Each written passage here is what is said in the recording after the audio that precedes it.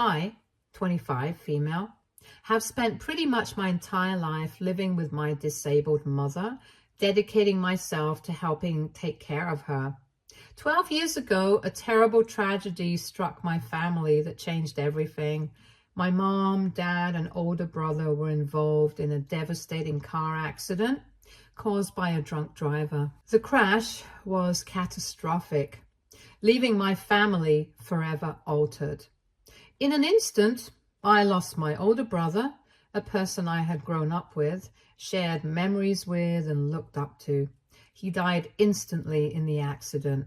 At the same time, my mother was critically injured. She suffered severe nerve damage in her legs, and in the aftermath, doctors had no choice but to amputate them in order to save her life. My father also sustained serious ribcage injuries that required not one, but 2 major surgeries. We were incredibly lucky that despite the severity of his injuries, he pulled through and survived. While his physical injuries eventually healed, the emotional scars from losing a son and witnessing the toll the accident took on my mom lingered deeply. This accident shattered the life my family once knew. I carry a deep sense of guilt over the accident, and it has haunted me for years. You see, that evening, I was staying at my grandparents' house and my family was on their way to pick me up. The weather that night was terrible. It was raining heavily, and under normal circumstances, they would have waited until the next day when the conditions were safer. But I was a stubborn child at the time, and I couldn't bear the thought of staying away from home for one night. I insisted, maybe even begged for my parents to come and get me. I just wanted to be back in my own space with my family. In retrospect, I realized how much my insistence set things in motion. If I hadn't been so adamant, if I had just been patient and stayed with my grandparents for one more night, maybe none of this would have happened. My parents likely would have waited for the storm to pass and come for me the next day when the roads were dry and the danger was far less. My brother, who I imagine just wanted to tag along to see our grandparents, probably wouldn't have been with them either. Instead, because of me, they ventured out of the house. I keep thinking over and over that if I hadn't been so selfish, so determined to get my way, the accident wouldn't have happened. My brother wouldn't have lost his life. My mother wouldn't have been left with permanent injuries and trauma of nearly dying herself. My dad wouldn't have had to endure surgeries and the emotional scars of losing a son. I know logically that I wasn't the one behind the wheel and that the drunk driver is ultimately responsible, but in my heart, I can't help but blame myself. If I hadn't been so insistent, maybe my family wouldn't have been on that road at that time. I replay that decision in my mind all the time, wishing I could take it back, wishing I could change the outcome. The weight of that guilt has been incredibly hard to carry, even though I know deep down that I was just a child back then, unable to foresee the consequences. Aside from my own struggles with guilt, my mom also seemed to blame me, at least in part, for my brother's death. It was something that always lingered between us, unspoken yet palpable. What made it even more painful was that she seemed to dwell more on losing my brother than on her own disability. In fact, even after the accident, she would talk about him as if he was still alive. It was like she never truly accepted that he was gone. My mom has even kept his room exactly the way he left it. It's been untouched for 8 years now, frozen in time, as though she expects him to walk through the door any day. At first, I didn't know what to make of it, but over time, it did start to feel eerie, almost like she was living in a parallel reality where the accident never took him away. My dad and I both noticed how strange it was, and it became a source of tension in our family. My dad tried to be supportive, but my mom's refusal to move on from the past made it difficult for him. She couldn't stop talking about the accident or my brother, and it seemed like every conversation circled back to the grief and the loss, almost like she was trapped in that moment in time. This strain ultimately led to my parents' divorce. To clarify, my dad isn't a bad person at all. In fact, he deeply loved my mom, and I know he tried his best to support her through her pain, but my mom was so consumed by her grief that it became impossible for him to stay. Everything in our lives started revolving around what we had lost instead of what we still had. My dad left my mom to get some peace and healing, but he continued to have a relationship with me. As for me, I've stayed in close contact with my dad, even though he moved to another city after the divorce. We still talk regularly and I visit him when I can, but I continue to live with my mom despite the fact that I'm 25 years old now, with a good paying job that could easily allow me to move out on my own. Truth is, my mom has become incredibly dependent on me over the years. She insists that I stay with her, that I help take care of her, and though I know I'm an adult who has every right to live my own life, the thought of leaving her feels impossible. I worry about how she would cope without me, whether she'd be okay emotionally or physically. There's this part of me that feels like I'm still that same child who insisted on being picked up that night as if I owe her this care and devotion because of what happened. So I've stayed in this house, the same house I grew up in for all 25 years of my life. Even though I could move out and start a new chapter for myself, the thought of doing so feels like abandoning her. And I can't shake the sense of responsibility that keeps me rooted here. After the divorce, my mom eventually met my stepdad, Jerry. Jerry has been incredibly supportive of my mom, understanding her grief in a way that my dad, for whatever reason, couldn't. He never asks her to move on or stop talking about my brother. So in some ways, I guess things worked out for the best for my mom. Last year, my mom and Jerry got married, and soon after she discovered she was pregnant with his child. After all the years of grief and sadness, this news felt like a breath of fresh air for all of us, especially for my mom. It was the first time in a long time I saw her truly excited and somewhat distracted from the sorrow that had consumed her since the accident. She began to shift her focus, and instead of dwelling on the past, she became excited about the future, about the baby. We immediately got busy preparing for the baby's arrival, and together we worked on setting up the nursery and choosing the perfect furniture, colors, and decorations. My mom seemed like a different person during this time, lighter, more happy, and filled with the anticipation of a new life. We went shopping for all the baby essentials, picking out clothes, bottles, diapers, everything the little one would need. It was a lot of work, but seeing her so delighted made it worth every bit of effort. Throughout the pregnancy, I took on the role of her primary helper. I drove her to every ultrasound appointment, keeping track of her doctor's visits to make sure everything was going smoothly. I handled the groceries, did the cleaning, and cooked meals, not just for her, but for Jerry as well. Since I worked from home, I was able to manage my job while also taking care of these things, and I didn't mind. To me, this was what the family did for one another, and it felt natural to take on these responsibilities without hesitation or complaint. I genuinely believe that this was my place, to be there for my mom and Jerry, helping them in any way I could. After everything my mom had gone through, I wanted to make this time as easy and joyful for her as possible. I felt like I was helping to create a positive environment for her during this important phase of her life, and I was happy to be a part of that. But everything changed once my half-brother was born. In the moments leading up to his birth, there was so much joy and excitement, but once he arrived, it was like a switch flipped in my mom. She became a completely different person almost overnight. All the gratitude, the closeness we had shared during her pregnancy seemed to vanish.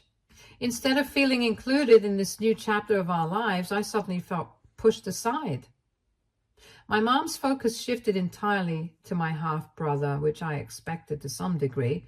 Of course, he would be her top priority. But what I didn't expect was how distant and cold she became towards me. It was almost as if the bond we had built over the past year didn't matter anymore. All the time I spent helping her, supporting her through the pregnancy seemed forgotten. Instead of being part of this new family dynamic, I found myself feeling like an outsider to my own home. Since my mom gave birth, the anger she's always had towards me, stemming from her blame for the accident, has intensified, becoming almost unbearable. It's as if the arrival of my half-brother has amplified all her negative feelings towards me. What used to be subtle resentment has now grown into outright hostility, and it feels like she's taken every opportunity to make me feel unwelcome in this new chapter of her life. For example, she refused to let me hold the baby after he was born. Anytime I tried to offer help, whether it was to give her a break or simply to bond with my half-brother, she shut me down. I remember one night the baby woke up crying, and because my mom was still asleep, I didn't want to disturb her. I thought I was doing something kind by soothing the baby myself, holding him in my arms and trying to calm him down. But then my mom woke up and saw me holding the baby. She completely lost it. She started yelling at me, saying things like I had no right to be anywhere near the baby, let alone talk to him, and how I might be unlucky for her child. Her words cut deeply, and I felt utterly blindsided. Another time we were in the car together. I was driving while my mom sat in the back seat with the baby. He was fussy and wouldn't stop crying. So I tried to talk to him, hoping to distract him and calm him down. But instead of appreciating the gesture, my mom snapped at me. She told me in no uncertain terms to keep my mouth shut and just focus on driving, like I had no right to speak to her child. She then comforted him herself, completely disregarding my attempt to help, as if I had no place to interact with the baby. These incidents weren't isolated. Time and time again, my mom found ways to ice me out, to make me feel like I was a threat or an outsider in my own home. It was as if she was going out of her way to make sure I knew that I wasn't welcome near the baby, and she made it painfully clear that she didn't trust me to be around him. As a result, I started feeling more and more alienated, like she thought I could somehow harm the baby just by being present, just by existing in the same space as him. One evening, everything came to a head. Mom and Jerry had tickets to go to a show for the day, and naturally, I assumed that I would be babysitting my half-brother while they were out. I'm his big sister, and it made sense that I'd be trusted to take care of him for a few hours. But when I mentioned babysitting, my mom immediately shot the idea down, and she insisted on hiring a babysitter instead. Her decision caught me off guard, and I could tell Jerry was surprised too. He tried to reason with her, reminding her that I was the baby's sister and surely I could handle looking after him for just a couple of hours. It wasn't like they were going to be out all night. It was just a short outing, and both Jerry and I thought it made perfect sense for me to stay with the baby. I tried to reassure my mom, telling her everything would be fine and that I was more than capable of caring for my brother. But instead of being reassured, she completely lost her mind again. In a fit of rage, she accused me of being responsible for killing one child, my brother, from the accident, and she yelled that she was never going to let me kill another. Hearing her say those words was like a punch to the gut. It was one thing to feel her unspoken resentment over the years, but to hear her actually voice it so viciously, as if I was some kind of danger to my half-brother, was devastating. Jerry tried to calm her down, stepping in and trying to mediate, but she was beyond reasoning at that point. I could feel my chest tighten and my eyes filled with tears. I couldn't believe that my own mother, the person I had spent my whole life taking care of and supporting, thought so little of me. I didn't even have the energy to argue back. The weight of her accusations, the years of feeling blamed, of being the silent target of her grief, finally became too much. She had confirmed what I had always feared, that she saw me as a killer, that she believed I was somehow responsible for my older brother's death. And now She had extended that blame to my half-brother, acting as if I was a threat to his life as well. To not make matters worse, Jerry asked me to go to my room and give my mom some space, and that is exactly what I did. Later, he came to apologize to me and told me how my mom is probably stressed out and to not take her words seriously. Meanwhile, I just broke down crying. All I knew at that moment was that I couldn't keep living like this, constantly walking on eggshells, always feeling like I was one step away from being blamed by my mom.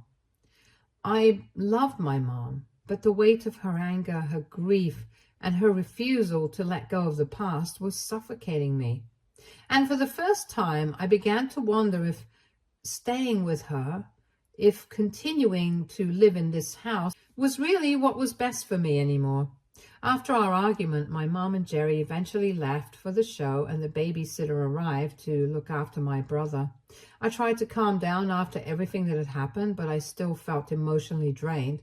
I was in my bed watching TV when about 2 hours later, there was a knock on my door. The babysitter looked worried and informed me that my brother seemed to have a fever. He was sweating a lot and seemed uncomfortable. The concern on her face made it clear that something wasn't right. She explained that she had already tried calling my mom and Jerry multiple times, but they weren't answering her calls. Hoping they'd pick up for me, I tried calling them myself, but all my calls went straight to voicemail. My anxiety started to rise. I wasn't an expert when it comes to babies, and I certainly didn't want anything to happen to my brother, especially after what my mom had said earlier. The babysitter and I made a quick decision to take my brother to the hospital just to be on the safe side. We didn't want to risk waiting any longer, and it seemed like the right thing to do. We drove to the nearest hospital, my heart racing the entire time. I kept thinking about all the things that could go wrong and how my mom would react if anything happened to them. At the hospital, the doctor examined my brother and diagnosed him with a fever. Thankfully, the doctor reassured us that it was nothing too serious, but they emphasized that it was a good idea to have brought him in since we didn't know exactly what to do. Hearing that calmed my nerves a little, though I was still worried about how my mom would respond when she found out. I left several voicemails for both Jerry and my mom, telling them where we were and what the doctor had said. Despite being only a few hours away, they still weren't responding, and I couldn't understand why. They had told me that they would only be gone for 2 to 3 hours, but by now, almost 5 hours had passed and there was still no word from them. Finally, after what felt like an eternity, my phone started ringing nonstop. It was my mom and Jerry, and they had finally checked their phones. My mom's voice was filled with panic, and she sounded like she was on the verge of tears as I explained what had happened and what the doctor told us. I reassured her that everything was under control, that the doctor had said bringing my brother to the hospital was the right call and that he was going to be fine. I could hear the relief in Jerry's voice as he assured me that they were on their way to the hospital and would be there soon.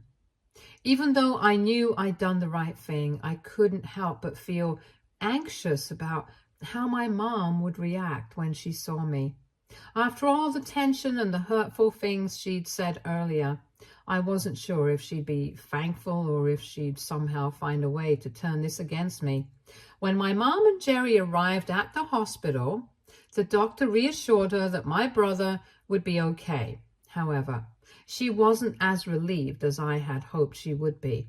Instead, she looked furious, like she was forcing herself to hold back in front of others. Her eyes were cold, and I could tell she was biting her tongue, saving her anger for when we were alone. A little later, my mom asked me to follow her outside. I glanced at Jerry, feeling a wave of panic wash over me. He looked just as confused and worried as I was.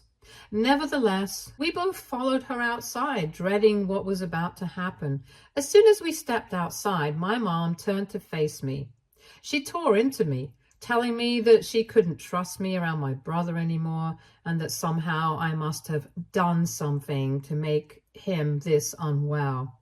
Jerry, trying to be the voice of reason, pointed out that the babysitter had been with the baby the whole time, and the fever could have come from anywhere. But my mom didn't care. She cut him off and kept hurling accusations at me, calling me bad luck.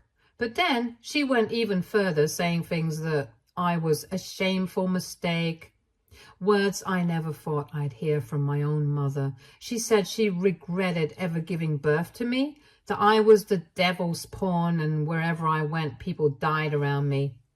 The sheer hatred in her voice was shocking, and my mind went numb from the pain of hearing those words. She even said she wished every day that I had died instead of my brother in that accident. Jerry, clearly struggling to comprehend what was happening, tried to calm her down, but it was too late. All the years of guilt, resentment, and trying to make it up to her just came boiling to the surface. I lost it on my mom. I told her straight out I knew she blamed me for the accident, that I wasn't stupid or oblivious to her constant coldness and the way she had treated me all these years. I had spent my entire life doing everything I could to make her life easier, to somehow repay a debt I never owed in the first place. But I was done. I couldn't take it anymore. I pointed out that I miss my brother too, every day. His death was a tragedy that broke all of us, not just her. But I wasn't going to keep letting her walk all over me, treating me like a scapegoat for something that wasn't my fault. I loved my half-brother deeply, but if she genuinely believed that I was a danger to him, then what was the point of me staying any longer? If she saw me as a threat, if she thought I was cursed, then there was no place for me in that house anymore. I didn't even wait to see what she had to say in response and simply left. I could hear Jerry calling after me, trying to get me to come back, but I was beyond exhausted from the constant blaming game.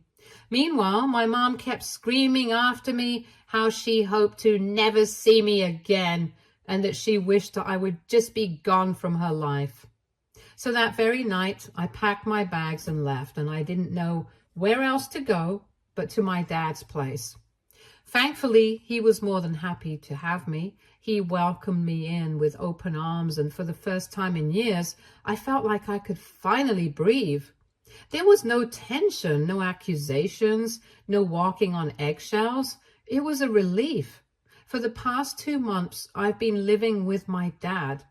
It's been a strange adjustment trying to figure out who I am outside of the caretaker role I'd been for my mom my whole life.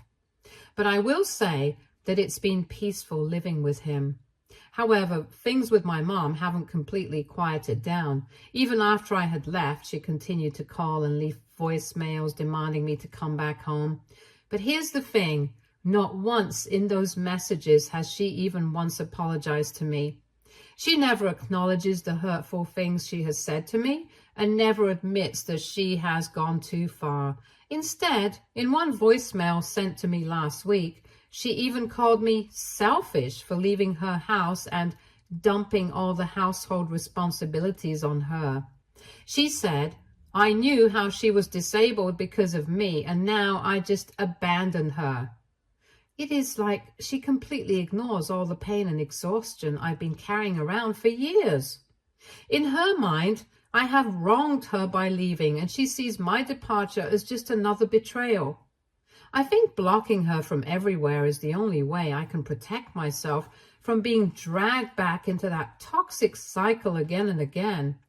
I love my mom, but I can't go back to that life, not after everything she's put me through. AITA for cutting off contact with my mom. Update 1. It's been a month since my last update, and I have been going regularly for therapy. Thank you to everyone for your kind words.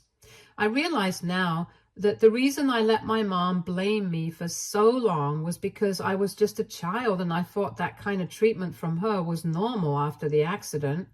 However, after talking to my therapist, I've come to understand just how wrong it was for her to treat me that way. As a result, I plan on cutting ties with my mom. While I still feel immense guilt, I know I need to prioritize my own well-being and think of myself for once. For everyone asking why my dad didn't take me with him when he divorced my mom, please don't blame him. It was actually my decision to stay with her even after I turned 18. I had been so conditioned to prioritize her needs over mine that I didn't know any different.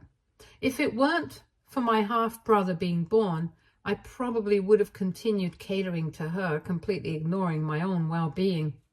Jerry has kept in touch with me throughout all this, and even though none of this is his fault, he's apologized to me countless times and checked in on me regularly. Update 2. Okay, this is an update I never expected would happen, but here we are.